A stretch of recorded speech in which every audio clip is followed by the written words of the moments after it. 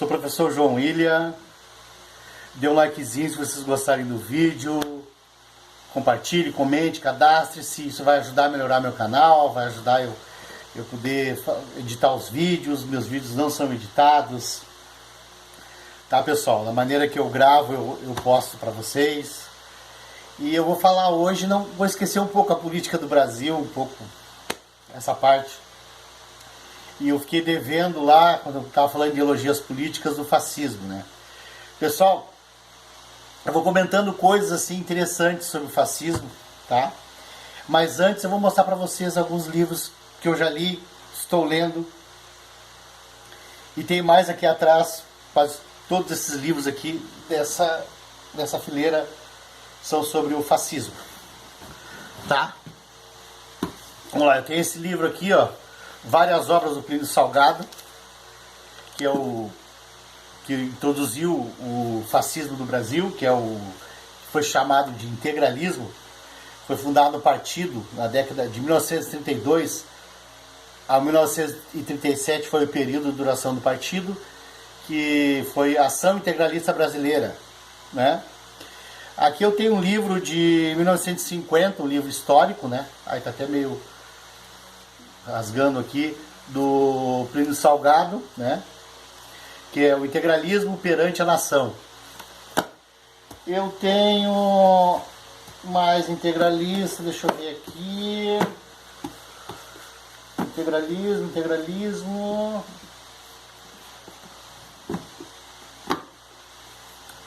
Tem outro livro, O Labirinto Integralista, O Conflito de Memórias, de 1938 a 1962. Eu tenho também A Escravatura e o Processo da Abolição, integralista. Eu tenho outro que é O Pensamento Nacionalista no Modernismo Brasileiro. Eu tenho também A Nação Despertou, o Integralismo e sua Cenografia, de 1932 a 1937. Isso aqui no Brasil. No Brasil, os fascistas estão a pleno vapor. Também, tem mais um aqui, do integralismo. O Integralismo, Síntese do Pensamento Político Doutrinário de Plínio Salgado. Aqui. Saindo um pouco do integralismo, vindo para a explicação sobre o fascismo no modo geral, eu tenho vários livros aqui, que eu até não peguei todos, que falam do início do fascismo lá na Itália. Foi na Itália o início. Eu tenho Fascismos, Conceitos e Experiências. Eu também tenho, sem comentário, Make-up, como foi escrito, Adolf Hitler, Make-up, Minha Luta. Tudo para pesquisa. Eu estou escrevendo um livro, eu ia escrever um livro sobre o fascismo. Aí eu resolvi fazer três volumes, que seria, no mínimo 3 volumes, seria sobre o início do fascismo, a origem e por que levou à formação do fascismo. E também pretendo escrever um livro sobre o nazismo e o integralismo. O meu último seria sobre o fascismo no Brasil, lá na origem dele, em Plínio Salgado, e que foi o grande líder fascista brasileiro. Chamam de integralismo, que eles dizem que não é fascismo, é fascista, sim, é fascista, tudo fascista. E depois talvez um 4º volume sobre neonazistas, neofascistas, quem sabe. Vamos ver, que eu vou escrever os livros, tá? Se vou conseguir editar, não sei. Mas provavelmente eu posto na internet, editar, a gente dá. Hoje em dia tem meios, né? Vários meios. E também eu tenho esse livro aqui, o Fascismo no Sul do Brasil, René Gertz. Muito bom. Não tem mais. Ele só em sebo para você conseguir esse livro aqui. É muito bom, muito bom. Nós vamos lendo esse livro, tu entende hoje o que está acontecendo hoje, né? E tá, vou cá pra cá. Eu tenho também a história da Alemanha moderna, de 1800 aos dias de hoje, que na realidade em 1800 não existia Alemanha ainda.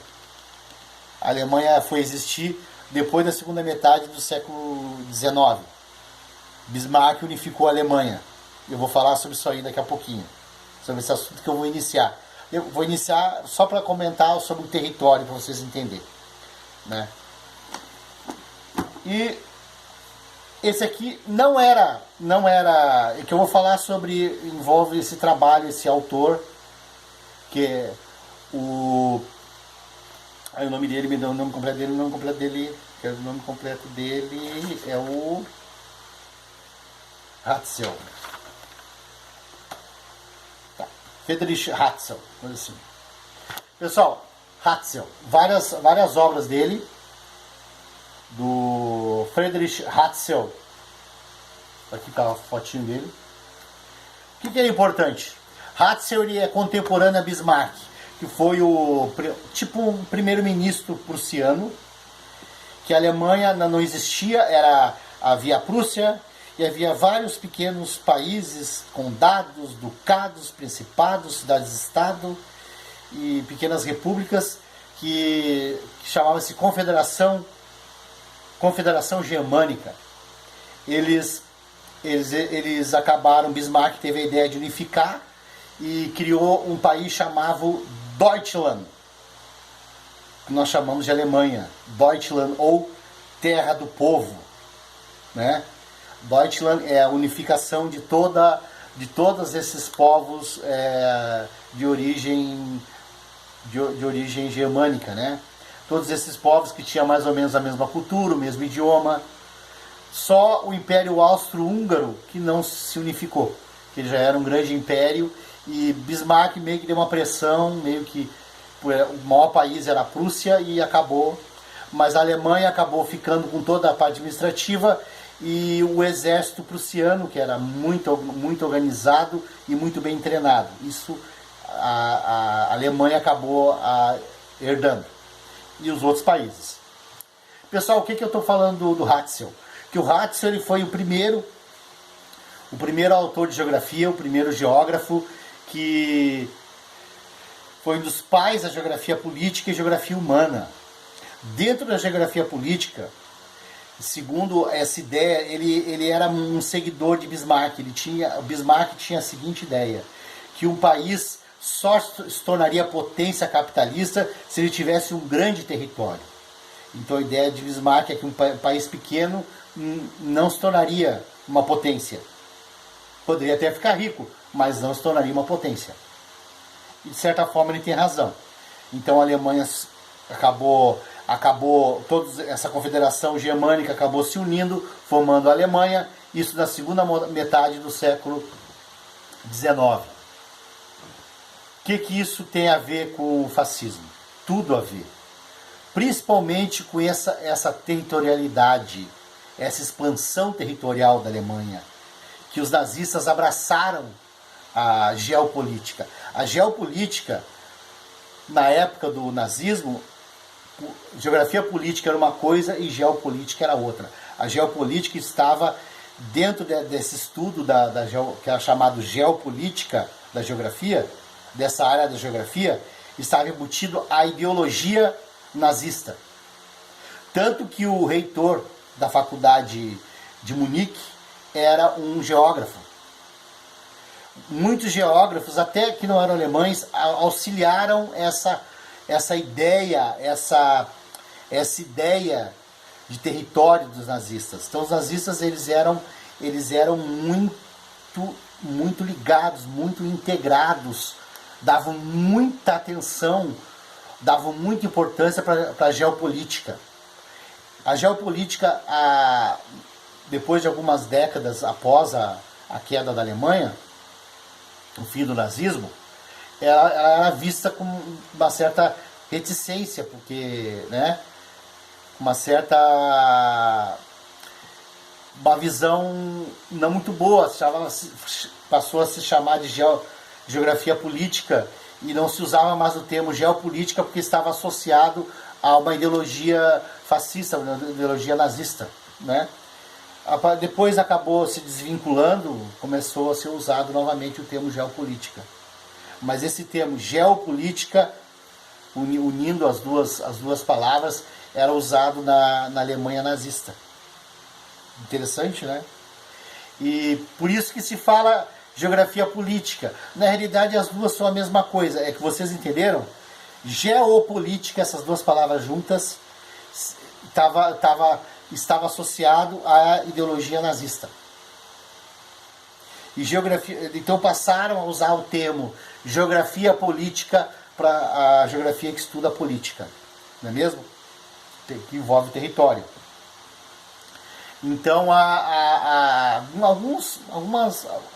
por várias décadas, esse termo geopolítica foi visto dessa maneira, sempre associado ao nazismo. Tá, então, há uns 20 anos para cá, 15 anos para cá, foi desvinculado a ideologia nazista desse termo. Tá? Os nazistas achavam que que a Alemanha deveria comandar toda a Europa, e eles usavam toda essa questão da territorialidade, a expansão territorial da Alemanha, que a Alemanha ia se tornar uma potência, que a Europa ia fazer parte da Alemanha, a Europa ia ser uma coisa só, e a capital seria o país capital seria a Alemanha. Então essa questão da geopolítica foi muito usada pelos nazistas, foi muito estudada pelos nazistas. Essa questão do território também. Então, o território ele é a fonte que gera a economia, que gera a riqueza. Tanto o território e a população que vive naquele território. O território é gerador de riquezas, tanto pelas suas riquezas naturais, como pela população que habita, que trabalha para gerar essas riquezas. Entenderam?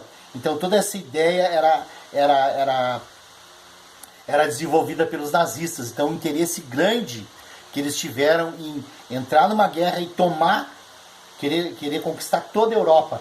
Toda a Europa geraria riquezas para a grande Alemanha, para o grande Terceiro Reich.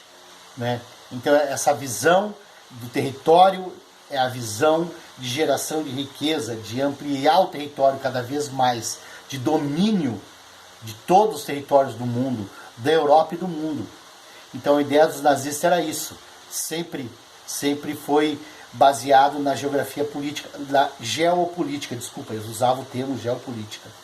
E tanto que eu já mencionei aí, que foi nomeado reitor na época do nazismo, que o nazismo dominava a Alemanha, o reitor da faculdade de Munique era um geopolítico, era um geógrafo.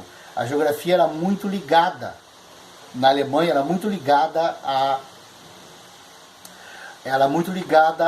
ao governo. Tanto que os pais da geografia política ou da geopolítica são os alemães, são autores alemães.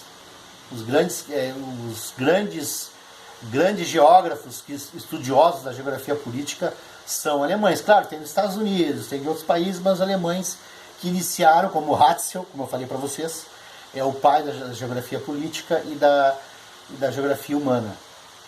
Interessante, interessante porque eu fiz faculdade de geografia e fiz faculdade de história, então eu achei interessante. Isso aí completou, a faculdade de geografia completou a faculdade de história, que eu acabei observando, né, esse grande plano alemão de conquistar grandes territórios, né? Para que entrar numa guerra com vários países da Europa, o risco de serem derrotados era muito grande, não é? Exatamente isso, impulsionados pela ideia da geografia política, de domínio territorial, da riqueza que os territórios produzem, tá? No próximo vídeo eu vou falar um pouco mais sobre o fascismo. Vou falando assim, aos pouquinhos, eu vou falar o início do fascismo para vocês. Tá, pessoal? Até a próxima.